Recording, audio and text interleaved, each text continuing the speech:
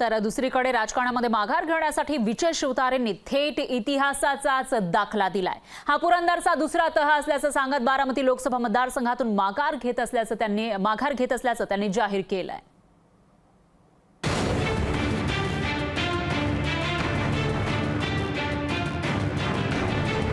देशात 543 जे लोकसभा मतदारसंघ आहेत त्यातला एक मतदारसंघ बारामती आहे। तो पवारांच्या कुटुंबाचा सातबारा नाही आहे, लोकसभेचा मतदारसंघ आहे असं म्हणत बारामतीतून बंडाचं निशाण फडकवलेल्या विजय शिवतारे यांनी आता बंडाची तलवार म्यान केली आहे। बारामतीत लोकसभा मतदारसंघातून आपण माघार घेत असल्याचं विजय शिवतारे यांनी आज जाहीर केलंय। आपल्या बंडाच्या भूमिकेमुळे मुख्यमंत्र्यांची अडचण होतीये, आपल्याला मुख्यमंत्र्यांना सांभाळायचंय हे ज्या क्षणी आपल्याला सांगण्यात आलं त्या क्षणी आपण आपला स्वार्थ बाजूला सारत राज्य हिताकरता बारामतीतून माघार घेण्याचं निश्चित केल्याचं विजय शिवतारे म्हणाले की याच्यामुळे मुख्यमंत्र्यांची अडचण होते आणि महायुतीची अडचण होते।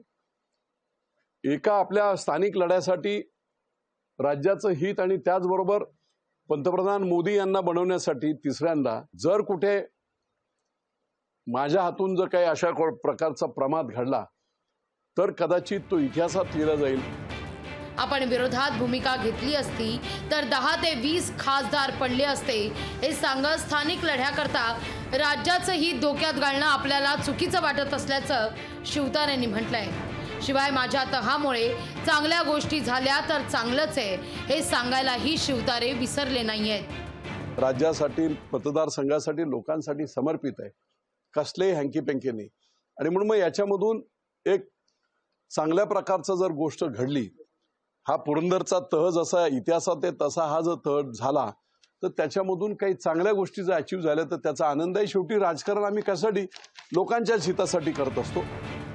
5.5 लाख मतं बारामतीत पवारांच्या विरोधात असल्याचं भाकीत शिवतारेंनी काही दिवसांपूर्वी व्यक्त केलं होतं आणि नेमका हाच मुद्दा पत्रकारांनी शिवतारेंना विचारला असता उत्तर देताना मात्र शिवतारेंची दमछाक झाली आहे।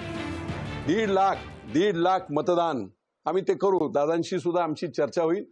काही मला दादा सुद्धा बोलले की काही कार्यकर्त्यांबरोबर थोडं मनोमिलनासाठी मी स्वतः येईल, सगळ्यांशी बोलेल आणि निश्चितपणे एक चांगला सौहार्दाचं वातावरण, जेवढं कटुता होती ना तेवढी बाजूला सारून। एकीकडे शिवतारेंनी आपलं बंड थंड केलं असलं तरी दुसरीकडे शिवतारेंच्या कार्यकर्त्यांनी मात्र यावर नाराजीचा सूर आळवलाय।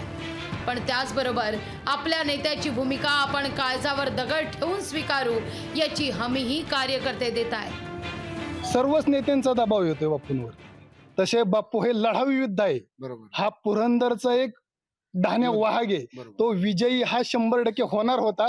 म्हणूनच बापूंना दाबलं गेलं आणि मी आज स्पष्टपणे सांगतो बापूंचा निर्णय असेल तो योग्य असं, पण काळजावरती दगड ठेवून त्या ठिकाणी आम्हाला मतदान करावं लागतं। अखेर शिवतारेंच्या बंडोबाचा आता थंडोबा झालाय। त्यामुळे बारामतीत नणन विरुद्ध भाऊजाई हा पॉवरफुल सामना रंगणार असल्याचं आता जवळपास स्पष्टच झालंय।